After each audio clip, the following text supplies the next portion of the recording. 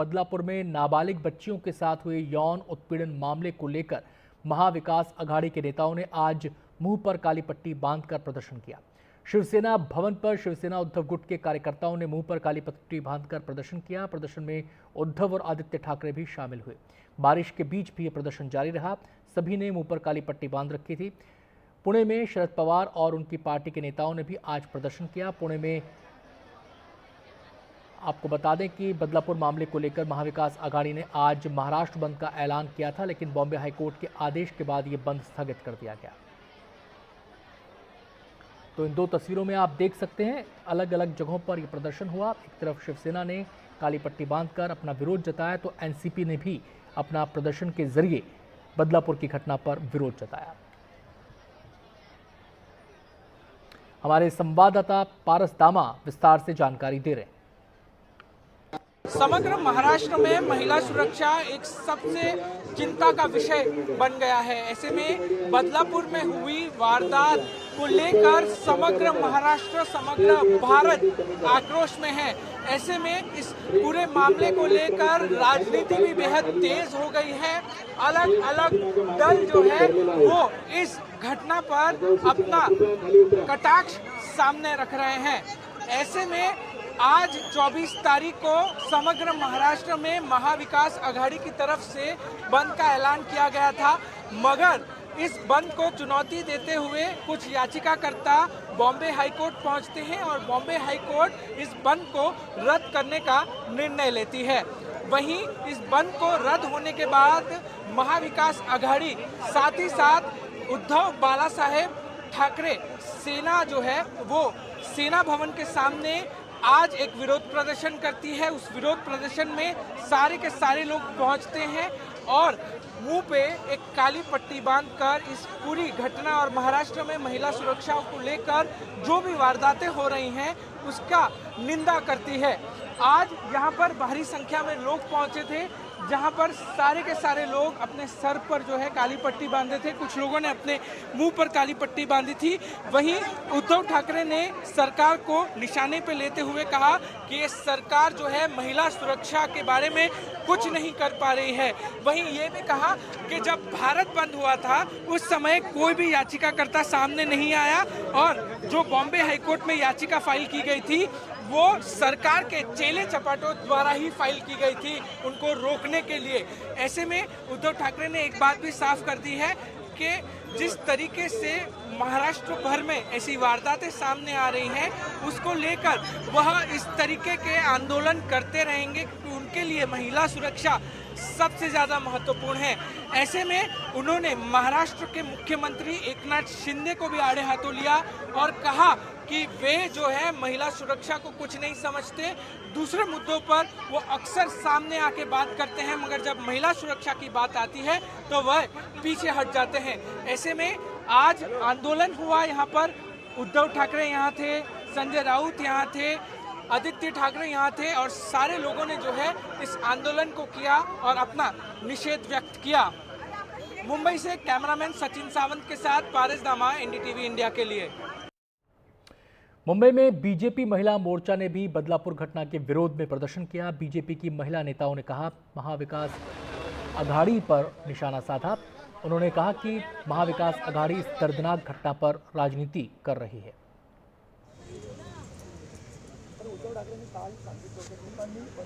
प्रदर्शन में शामिल कुछ महिलाओं से बात की हमारी संवाददाता सुजाता ने। क्या बोलेंगी जो ये तमाम मांग उठाई जा रही है? कहा जा रहा है कि आप लोग की सरकार के दौरान जो भी ऐसे रेप केसेस आ रहे हैं कहीं ना कहीं सरकार की यहाँ पर जो है ध्यान नहीं दिया जा रहा है। ये बोलना बहुत गलत है क्योंकि अभी आप देखा ताई के हाथ में है, सबके हाथ में बोर्ड्स है। आपको दिख रहा है फलक पे लिखा है 2020 में भी रेप हुए हैं।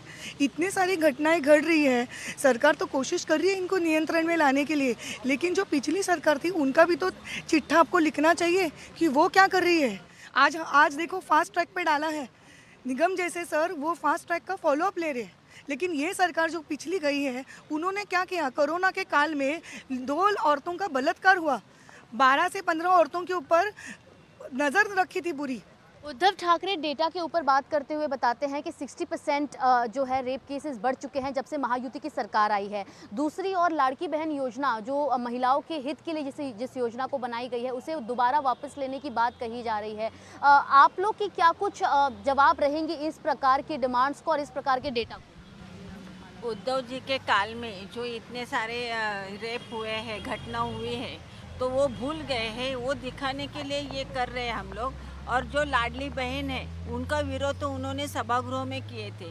और जो वो राजकारण कर रहे हैं, जो राजकारण नहीं करते थे तो वो दिन वो फ्लैग लेके नहीं आते थे लाड़की बहन का।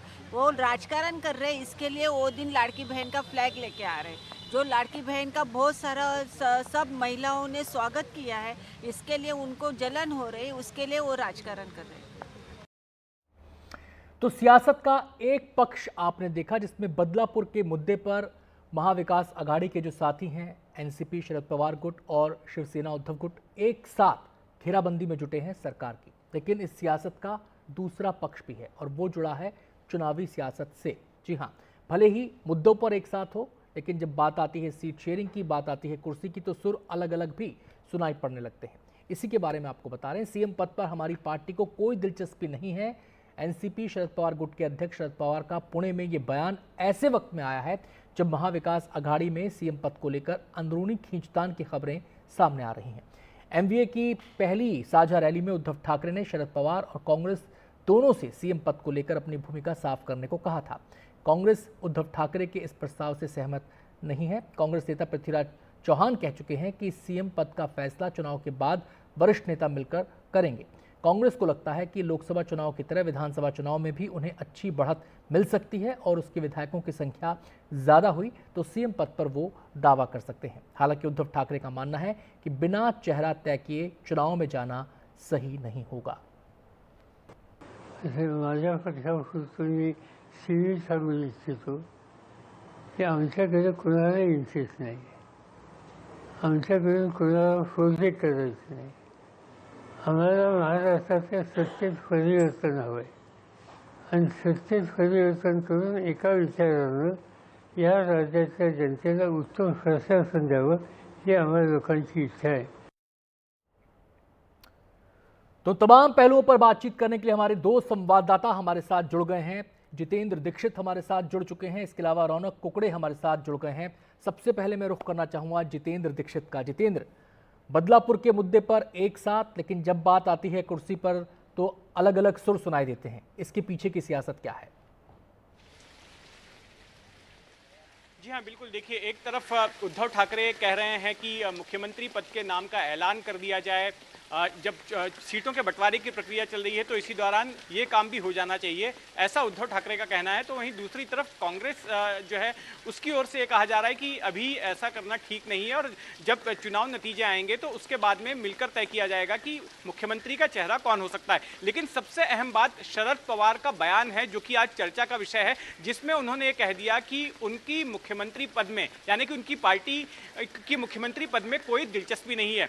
इसको सियासी हलकों में इस तरह से देखा जा रहा है कि ये भी शरद पवार की एक सियासी चाल है। शरद पवार भले ही ऐसा कह रहे हैं कि मुख्यमंत्री पद में उनकी रुचि नहीं है, लेकिन इसके पीछे शरद पवार की सोच ये आंकी जा रही है कि 20 साल पहले भी शरद पवार ने ऐसा ही किया था। जब महाराष्ट्र विधानसभा के चुनाव हुए थे तब शरद पवार की पार्टी एनसीपी सबसे बड़ी पार्टी बनकर उभरी थी, उसको 71 सीटें मिली थी और कांग्रेस को 2 सीटें कम मिली थी, 69 सीटें मिली थी। और तब शरद पवार के पास में ये मौका था कि वो महाराष्ट्र में मुख्यमंत्री की कुर्सी पर अपने किसी नेता को आसीन करते, लेकिन तब शरद पवार ने नहीं किया। इसके पीछे कारण ये था कि बदले में उन्होंने बार्गेनिंग की और केंद्र में जो यूपीए की सरकार थी उस यूपीए की सरकार से बदले में एक एक्स्ट्रा कैबिनेट मंत्री पद ले लिया और राज्य में जो सरकार बनी तो उस राज्य सरकार में भी उन्होंने अहम मंत्रालय लिए, जैसे कि गृह मंत्रालय उन्होंने अपने पास ले लिया, अपनी पार्टी के पास ले लिया, छगन भुजबल को दिया गया। इसके साथ ही जो दूसरा मंत्रालय था वित्त मंत्रालय और दूसरे अहम मंत्रालय ले लिए। तो अगर उन्होंने मुख्यमंत्री पद की कुर्सी कुर्बान की तो बदले में उन्होंने काफ़ी कुछ मांग भी लिया, बार्गेन भी काफ़ी कुछ किया। और अभी शरद पवार ये अच्छी तरह से जानते हैं कि अगर उनकी ओर से भी इस मांग का समर्थन कर दिया गया कि मुख्यमंत्री पद के उम्मीदवार की घोषणा होनी चाहिए तो फिर होगा ये कि उन्हें भी अपनी पार्टी की ओर से मुख्यमंत्री के चेहरे की घोषणा करनी पड़ेगी और ऐसे में हो सकता है कि उनकी पार्टी में भी अंदरूनी घमासान शुरू हो जाए, क्योंकि उनकी पार्टी के भीतर भी 2-3 ऐसे लोग हैं जिनकी की महत्वाकांक्षा मुख्यमंत्री बनने की है। एक तरफ सुप्रिया सुले भी हैं, दूसरी तरफ जयंत पाटिल भी हैं और भी नेता हैं। तो इसको टालने के लिए फिलहाल शरद पवार यही स्टैंड ले रहे हैं कि हमारी मुख्यमंत्री पद में कोई दिलचस्पी नहीं है। जी जितेंद्र, आपके पास लौटेंगे। रौनक का रुख कर लेते हैं। रौनक, जो जितेंद्र ने बात कही उससे लगता है कि शरद पवार एक तीर से 2 निशाने साध रहे हैं। मेरा सवाल आपसे ये है कि अभी तो सीट शेयरिंग की भी बात नहीं हुई, अभी तो चुनाव की घोषणा भी नहीं हुई, ये कुर्सी, सीएम की कुर्सी को लेकर अभी से ये खींचतान क्यों दिखाई दे रही है? जी देखिए, मुख्य तौर पर अगर देखें तो जिस तरह की सियासत उद्धव ठाकरे कर रहे हैं उससे साफ दिख रहा है कि उद्धव ठाकरे को ये लग रहा है कि अगर लोकसभा चुनाव से अगर कुछ सीख लेते हैं उद्धव ठाकरे तो वो यही है कि लोकसभा चुनाव में वो ज़्यादा सीटों पर चुनाव लड़े, लेकिन राष्ट्रवादी कांग्रेस यानी एनसीपी, शरद पवार गुट हो या फिर कांग्रेस, उन दोनों से उनका स्ट्राइक रेट बहुत खराब रहा। 21 सीटों पर उन्होंने चुनाव लड़ा और केवल 9 सीटें ही वो जीत सके। लेकिन उद्धव ठाकरे का ये मानना है कि फिलहाल कांग्रेस में ऐसा कोई चेहरा नहीं है जो कि पैन महाराष्ट्र में उनके चेहरे पर चुनाव जो है वो लड़ा जा सके। और शरद पवार की जिस तरह की रणनीति रही है, शरद पवार प्रशासन चलाने में ज़्यादा इंटरेस्टेड रहते हैं, बहुत ज़्यादा मुख्यमंत्री पद को लेकर वो इंटरेस्टेड नहीं दिखाई देते। हालांकि ये बात थोड़ा सा इस बार का सिनेरियो डिफरेंट रहेगा क्योंकि खुद जो सुप्रिया सुले है वो मुख्यमंत्री पद को लेकर सार्वजनिक तौर पर तो कुछ नहीं कहती, लेकिन हाँ जो उनके करीबी है, और मैं तो पिछले कई दिनों से एनसीपी पार्टी कवर कर रहा हूँ, मुझे पता है कि सुप्रिया सुले चाहती है कि वो महाराष्ट्र के मुख्यमंत्री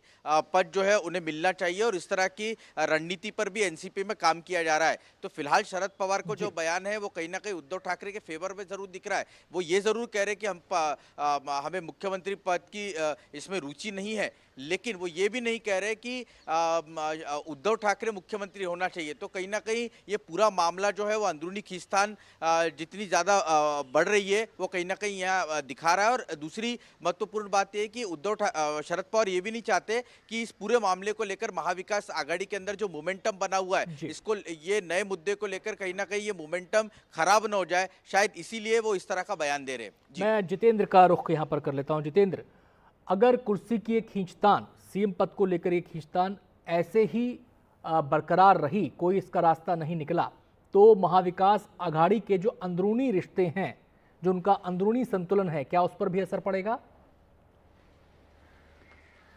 देखिए, असर तो पड़ेगा, लेकिन मुझे लगता है कि शरद पवार जो है वो संभाल लेंगे, क्योंकि शरद पवार महाविकास आघाड़ी को बनाए रखने में, उसके कोहेजन में उन्होंने एक अहम भूमिका निभाई है।